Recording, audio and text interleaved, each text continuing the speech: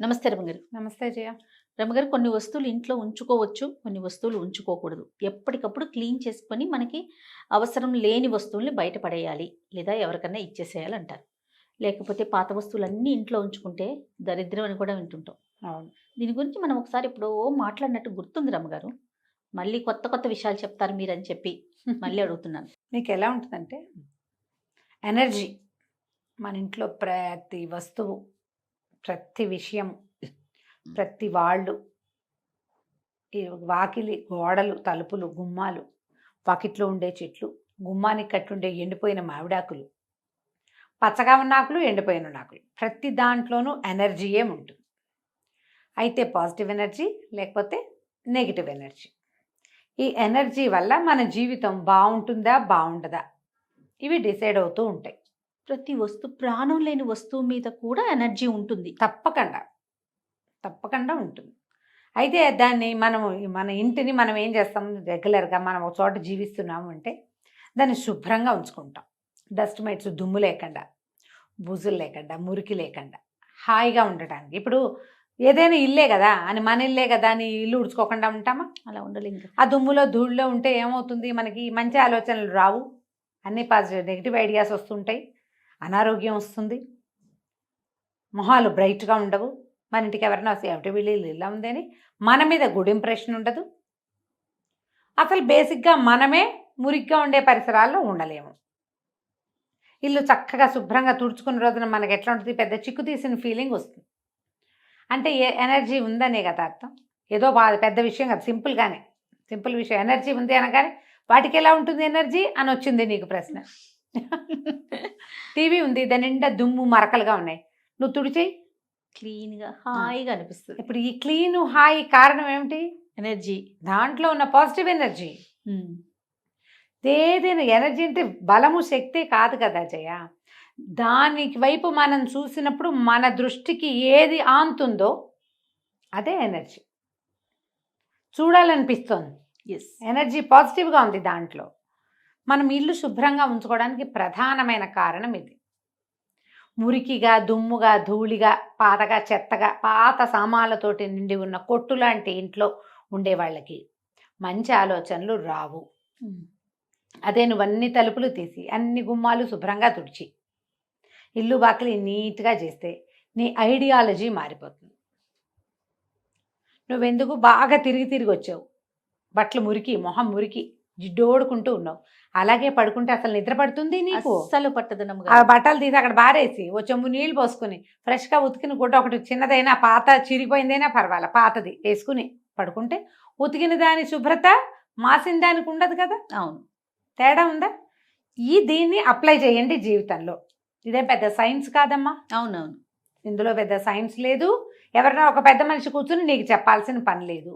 పళ్ళు తోముకోకుండా తినేది, పళ్ళు తోముకుని తినేది ఎలా తేడా నీకు తెలుసు కదా. అవును.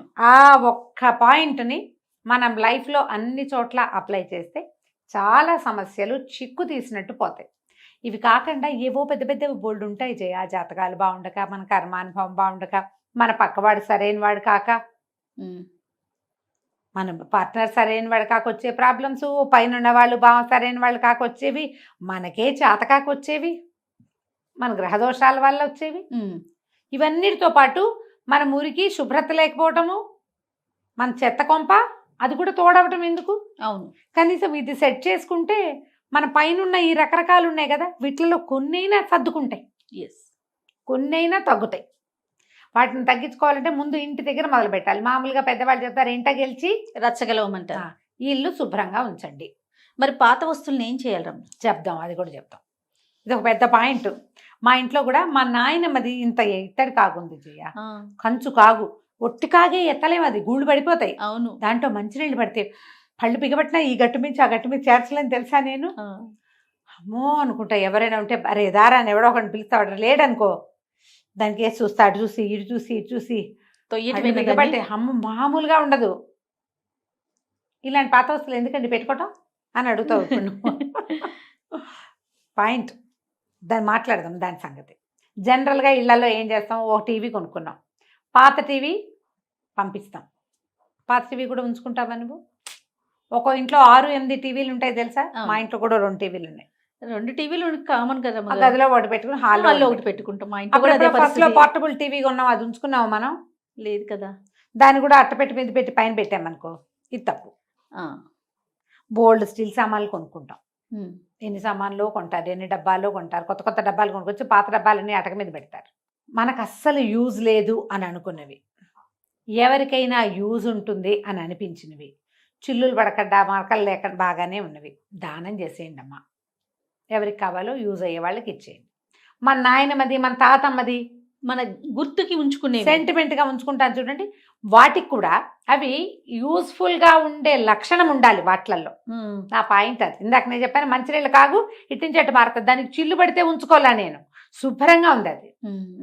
బాగా తోమితే బంగారపు రంగులో తలతలా మెరుస్తుంది, నా శక్తి అంతా తీసుకుంటుంది అది, చచ్చేలా తోముతాను దాన్ని, అప్పుడు బాగా మెరుస్తూ ఉంటుంది. అది హోల్ పడితే నువ్వు దాన్ని అటక మీద దాచద్దు, రిపేర్ చేసి దాచు. ఏ రోజైనా నువ్వు దాన్ని కింద పెడితే వాడుకునే పరిస్థితిలో ఉన్న వస్తువుని మీ ఇంట్లో ఉంచుకో, ఎంత పాతైనా పర్వాలేదు. మంచినీళ్ళకి అత్యవసరం, నువ్వు పైనుంచి కంచు మీదది ఇత్తడి కాగు తీసుకో. ఇంత ఇత్తడి కాగు కూడా ఉంది, పెద్ద అబ్బాయి పుట్టినప్పుడు మా అమ్మ కొనిపెట్టింది. నీళ్ళకి కాగు అదొక సిద్ధాంతంగా కొన్నారు. అప్పుడు మంచినీళ్ళు పోసుకునేవాళ్ళం. ఇప్పుడు ఆ కాగు దోమే సత్తా నాకు లేదు, మా సచివతికి లేదు. కాగు దించకమ్మా నువ్వు అంటుంది ముందే. పైనే ఉంది. కానీ ఎప్పుడైనా కొంచెం ఇంట్లో ఫంక్షన్లు ఉన్నాయనుకో, మంచినీళ్ళు కావాలి, అప్పుడు నేను కాగు ఒకసారి తోముకుని కిందకి పెట్టుకుంటాం, నీళ్ళు నింపుకోవచ్చు. ఓకే. మీ అందరి ఇళ్లలో ఉంటాయి కదా ఇలాంటివి. అవును. దానికి చిల్లు పడినా, దానికి హోల్స్ పడిపోయినా, అదో పక్కన పాడైపోయినా, చిల్లుం పట్టినా, ఇది పనికిరాదు అన్న వస్తువు పైన పెట్టద్దు, బయటకు పంపించండి. ఓకే. కొన్ని వస్తువులు రమ్మగారు పాత వస్తువులకి కొత్తవి అప్గ్రేడ్ అయి ఉంటాయి. కొత్త వస్తువు కొనుక్కుంటాం, పాతది మంచిగా ఉంటుంది, అది పాడవదు. ఇంకొంచెం టెక్నాలజీ పరంగా ముందుకి తీసుకుంటాం కదా. ఈ పాత వస్తువు ఇవ్వబుద్ధి కాదు, ఇంట్లో ఉంచుకోబుద్ధి కాదు. ఇప్పుడు మీరు చెప్పేది విన్నామనుకోండి, వాయమ్మో దాని చుట్టూ ఏం నెగిటివ్ ఎనర్జీ వచ్చేస్తావు, ఇచ్చేద్దామా అనిపించేస్తూ ఉంటుంది కదా రమ్మగారు. అవును, ఇచ్చేయండి. ఇచ్చేయమంటారు? ఇచ్చేయండి. మీరు ఇంట్లో వస్తువులు తగ్గించుకోండి. దీంతో పాటుగా అవేవో సామాన్లు కొంటే దానికి వచ్చిన అట్టపెట్టి కూడా దాస్తారమ్మా. అవును. ఇప్పుడు ఇల్లు మారుతామనే ఉద్దేశంతో పెద్ద వస్తువులు అట్టపెట్టెలు అవసరం తప్పకుండా. ఫ్రిడ్జ్కో టీవీకో అట్టపెట్టెలు వస్తాయి. మనం 2-3 నెలల్లో ఇల్లు 6 నెలల్లో మారుతాం, వచ్చే సంవత్సరం మారుతాం. ఈ ఫ్రిడ్జ్ మార్చేటప్పుడు దాని నిండా సొట్టలు పడిపోతాయని ఉంచుతారు. దానికి లైఫ్ కొంతకాలమే ఉంటుంది, తర్వాత అది చింకి జీర్ణం అయిపోతూ ఉంటుంది. జీర్ణం అయ్యే దాన్ని దాచాలిగా, ఇంట్లో పెట్టుకోకండి. అలాంటి వాటిని తగ్గించుకోండి. చిన్న పొన్న వస్తువులు కొన్నప్పుడల్లా అట్టపెట్టెలు వస్తాయి. ఓ పక్కన రైస్ కుక్కర్ రోజు వాడుతూ ఉంటారు, దాన్ని అట్టపెట్టె దాస్తారు. అవునే రమ్మగారు. అవును, అలాంటివి పడేసేయండి, వాటిని పారేయండి. చిల్లులు పడినవి, సొట్టలు పడినవి, పాడైపోయినవి, ఇది నేను ఇంకా వాడను అని అనిపించిన దాన్ని ఇప్పుడు అమ్మేసే వీలు వచ్చింది, పారేసే వీలు వచ్చింది, పనిచేసే అవకాశం ఎప్పుడు ఉంది. శుభ్రంగా వీటిని బయటికి తోసేసేయండి. మన ఇంట్లో యూస్ఫుల్గా ఉండేవి, ఇవాళ కాకపోతే రేపొద్దున వాడుకునేవి, ఏదైనా అవసరమైతే ఇంకొంచెం వాడుకునేందుకు అవకాశం ఉన్న వస్తువుల్ని ఉంచుకోవచ్చు. కానీ ఏ యూజు లేనివి, సంవత్సరానికి ఒక్కసారైనా దానికి అవకాశం రాని దాన్ని ఉంచద్దు. పాత బిల్లులు, పుస్తకాలు, చిన్నప్పుడు రాసుకున్న నోట్సులు, చిన్నప్పుడు పిల్లలు స్కూళ్ళకి వెళ్ళినప్పటి బ్యాగులు, షూసు, బట్టలు, స్కూల్ బట్టలు, అవి కూడా దాచిపెడతారు. చాలామంది పిల్లలు చిన్నప్పటి బట్టలు ఎవ్వరికి ఇవ్వరు. పైగా ఇటీవల ఎవరెవరో చెప్పారు కదా, పాత బట్టలు ఇస్తే మన పిల్లల తాలూకు మనవాడు డాక్టర్ అవ్వాల్సింది ఏదో అయిపోతాడని. అలా ఏం ఉండదు, పాత బట్టలు ఇచ్చేసేయండి. మీకు కూడా ఇప్పుడు అసలు మన బట్టలే ఇలా బాగున్న చీరలు కూడా అమ్మేసేందుకు వెసులుబాట్లు వచ్చినాయి. ఎక్కడ ఏదో అవకాశం ఉంటే అది చేసేయండి. పాత బట్టలన్నీ వేసి ఏదో చెక్కలు లాంటివి తయారు చేస్తున్నారట. ఆవిడెవరో ఇన్స్టాలో చూశాను నేను. టేబుల్ టాప్ ఒకటి ఉంది, ఇది దేంతో చేశారంటే ఈ క్లాత్స్ తోటిట, సింథటిక్ క్లాతులతోటి ఒక గట్టి చెక్క లాంటివి తయారు చేశారు. ఒక టేబుల్ టాప్గా యూజ్ చేస్తున్నారు వాళ్ళు. మన కింద ఇది ఉందా టీపాయ్ మీద, పై చెక్క బట్టలతో చేసిందని చెప్పింది ఆవిడ. బోలెడన్ని వచ్చినాయి, అలాంటివి ఏమైనా చేయండి. ఏది ఏమైనా పాత ఉంచొద్దు, ఏదైనా వాకిట్లో ఎవరైనా వస్తే ఇచ్చేయండి. రేపొద్దున యూజ్ అవుతుంది అని అనుకున్నది. ఇప్పుడు ఏమో డ్రెస్సులు వేసుకుంటాం, కాటన్ టాప్స్ కట్ చేసి శుభ్రంగా తుడుచుకోవడానికి, కడుక్కోవడానికి, వాటికి ఆడేసుకోండి. బాగున్నాయి, గట్టిగా చున్నీ కూడా ఉంది, ఎవరికైనా ఇస్తే ఆడపిల్లలే పని చేసుకునే ఆడపిల్లలు శుభ్రంగా వేసుకుంటారు, ఎవరో ఒకళ్ళకి ఇచ్చేసేయండి, సరిపోతుందా? ఇలా ఆలోచించండి. చాలామంది ఇళ్ళల్లో రమ్మగారు పాల కవర్లు మూటలు మూటలు ఉంటాయి, పేపర్లు, తర్వాత మనం అవి ఇవి కొన్నప్పుడు క్యారీ బ్యాగ్స్ వస్తాయి కదా ప్లాస్టిక్వి, ఎప్పుడన్నా మనం బయటికి వెళ్ళినప్పుడు ఉపయోగపడతాయి అని చెప్పేసి ఇన్ని కవర్లు ఉంచుకోవాలి. కొన్ని ఏదో ఒక లిమిటెడ్గా ఒక 10-15 అంతవరకు అయ్యే పెద్ద పెద్ద మూటలు కనిపించేస్తూ ఉంటాయండి. మీ ఇల్లు మురికిగా ఉంటుందా ఉండదా? స్మెల్గా అనిపిస్తూ ఉంటుంది. స్మెల్గా ఉంటుంది, మురికిగా ఉంటుంది, డస్ట్ మైట్స్ ఎక్కువ ఉంటాయి. దానివల్ల మీకు అనారోగ్యాలు, పిల్లలకి అనారోగ్యాలు, దుమ్ము ఎంతసేపు శుభ్రం చేయాలి. వీటిని కవర్లను చక్కగా నీట్గా రోల్ చేసి పెట్టుకోవటం, జాగ్రత్తగా ఒక బాక్సులో సవరించి మొత్తం అన్ని కలిపి ఒక దాంట్లో అట్లా ఏదైనా పెట్టుకోండి. అవసరాలు ఉంటాయి, కవర్లు ఉంటాయి, కావాలి. ఉంటాయి. ఇప్పుడు కూరలకు వెళ్ళినప్పుడు తలా ఒక కూర ఒక కవర్లో వేయించి తెచ్చుకుంటాము, వాటన్నిటికీ యూజ్ అవుతాయి. కొంచెం కొద్ది రోజులు వాడాక వాటిని తీసేసి కొత్త వాటిని తీసుకోండి. సాధ్యమైనంత ప్లాస్టిక్ కవర్లను ఇంట్లో ఉంచకుండా చక్కగా కాటన్ బ్యాగులు, క్లాత్ బ్యాగులు మూసుకెళ్ళండి. దానికే సంచులు ఉంటాయి. అన్ని సంచుల్లో వంకాయలు టింకాయలు అన్ని పోయించుకోవచ్చు కదా. వంకాయ వేరు, బెండకాయ వేరు, క్యారెట్ వేరు పోయించుకోవచ్చు. 2-3 వేరు సంచుల్ని క్యారీ చేయండి. సాధ్యమైనంత దుమ్ము చేరేవి, మురికి చేరేవి, యూజ్ కానివి ఇంట్లో ఉంచుకోవద్దు. దీనివల్ల ఏంటంటే మీకు 2-3 రకాల ఇబ్బందులు ఏమొస్తాయంటే, పిల్లలు తరచుగా అనారోగ్య బారిన పడతారు.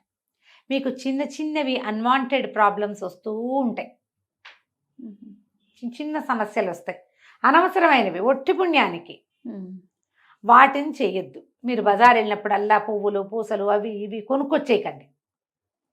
ఇంట్లో అలంకరణ సామాగ్రి బాగా కొంటారు చాలామందికి ఉంటుంది. మరి బజార్లో ఉన్న వాళ్ళంతా ఏం చేయాలంటే, వాళ్ళ కోసం చూస్తే మన కొంపకొల్లేరు అవుతుంది కదా ఇక్కడ. అవి ఇవి కొనుక్కు రావటం, పెట్టుకోవటం, పాతవి తీసి పారేసి కొత్తవి పెట్టం, అవి అక్కడే ఉంటాయి, ఇవి కొత్తవి చేరుతూ ఉంటాయి. ఇందులో ప్లాస్టిక్ పువ్వులు, పేపర్లతో చేసినవి, రకరకాలు పిల్లలు తయారు చేసిన బొమ్మలు, పిల్లల ప్రాజెక్టులు, ఏటా పిల్లలు పెరుగుతుంటే పాత వాటిని తగ్గించుకోండి. యూజ్డ్ బ్యాగ్స్, యూజ్డ్ పెన్సిల్ బాక్సులు, అబ్బో ఎన్ని ఉంటాయో కుప్పలు తెప్పలుగా. ఎవరో ఒకళ్ళకి ఇచ్చేయండి, వాళ్ళు ఇంకోళ్ళకి ఇచ్చేలాగా, ఈ సైకిల్ నడిచేలాగా చేస్తూ ఉంటే సరిపోతుంది. మనకు మోతాదుకు మించి వస్తుభ్రాంతిలోకి వెళ్ళకండి. అసలు ప్రధానమైన సూత్రం ఇది. ఒకటి ఉంటే ఇంకోటి కొనుక్కొచ్చేయద్దు. దీని మ్యాక్సిమం యూటిలిటీ తీసుకున్నాక కొనుక్కోవచ్చు. ఇది 5 ఉంచి ఇంకోటి కొని దీన్ని ఎవరికి ఇవ్వాలి అని ఆలోచించి దాన్ని లోపల పెట్టి దాన్ని సవరించి దాన్ని సర్ది అల్మర్లన్నీ ఆక్యుపై అయ్యి వీటన్నిట్లలో నెగిటివ్ ఫోర్సులు చేరతాయి. అది మీ జీవితం మీద స్వారీ చేసేలాగా చేసుకోవద్దు. అంతే, ఎవరికి వాళ్ళు ఆలోచించుకోండి. ఇన్ని సామాన్లు కావాలా మనకి అని ఆలోచిస్తే హాయిగా ఉంటుంది. బజార్లో ఉన్నాయి కాబట్టి మనం కొనుక్కోవాల్సిందే అని లేదు. మీ ఇంట్లో పరిస్థితులను ఆలోచించుకోండి. మాకు ఇలాంటివి వస్తున్నాయా అంటే నేను ఎక్కడి నుంచి మార్చుకోవాలి. ఇల్లు సర్దాలి, మొదట తీసేయాలి, ఎప్పటికప్పుడు సర్దేయాలి, బెటర్గా ఉండాలి. మనం ఎప్పుడు దేనికోసం చూస్తాం? బెటర్ లివింగ్ కోసమే చూస్తాం. బెటర్ లివింగ్ అంటే బెటర్గా వస్తువులు తెచ్చుకోవటం కాదు, బెటర్గా మన ఇల్లు అరేంజ్ చేసుకోవటం, ఇది ఖాళీ చేయటం, దీన్ని సరి చేసుకోవటం, ఇక్కడ ఏ నెగిటివ్ ఎనర్జీ లేకుండా చేసుకోవటం. మంచాల కింద అట్లా దుమ్ము పేరుకుపోయి ఉంటుంది, సామాన్లు పెట్టుకుంటాం, వాటింట దుమ్ము ధూళి పాతవి అస్సలు పారేయకుండా, యూజ్ కాదు అనుకున్నది దెబ్బలు కొట్టండి. దేనికైనా పనికొస్తుంది అని ఉంచితే అది మన నెత్తి మీద నెగిటివ్ ఫోర్స్గా తయారవుతుందని ఆలోచించండి. తప్పకుండా రమ్మగారు. నమస్తే. నమస్తే. సుమన్ టీవీలో మీ పర్సనల్ అండ్ బిజినెస్ ప్రమోషన్స్ కోసం కింది నెంబర్కి కాంటాక్ట్ చేయండి.